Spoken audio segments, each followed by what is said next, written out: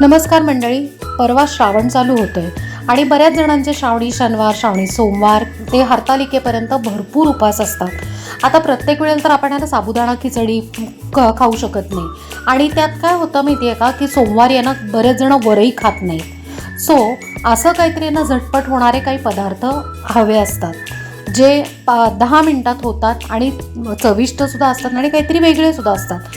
तर आज आपण इथे करत आहोत झटपट होणारे असे वरई आणि बटाट्याची पुरी किंवा वडी। बरं, आता इथे मी वरई सांगितलेली आहे कारण आपण ही आषाढी एकादशीसाठी केलेली होती रेसिपी। ह्याच्याऐवजी तुम्ही आहे ना राजगिऱ्याचं पीठ, शिंगाड्याचं पीठ वापरलं तरी चालेल।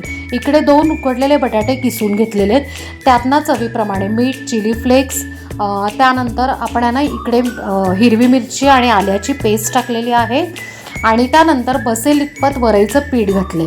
वरईच्या पिठाच्या ऐवजी तुम्ही आहे ना साबुदाण्याचं पीठ किंवा राजगिरा, शिंगाड्याचं पीठ असं काहीही वापरू शकता जर सोमवारी करत असाल तर।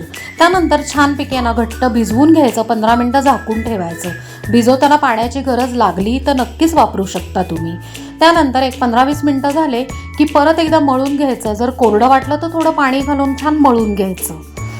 मळून घेतलं की जसं इकडे व्हिडिओमध्ये दाखवलं आहे त्या पद्धतीने ना एका प्लास्टिकवर छानपैकी पुऱ्या किंवा वडे थापायचे आणि मस्त मंद आचेवर कुरकुरीत तळून घ्यायचे। ह्याच्या व्यतिरिक्त डिस्क्रिप्शनमध्ये भरपूर उपवासाचे पदार्थ आहेत, नक्की चेक करा, सबस्क्राईब करा। थँक्यू।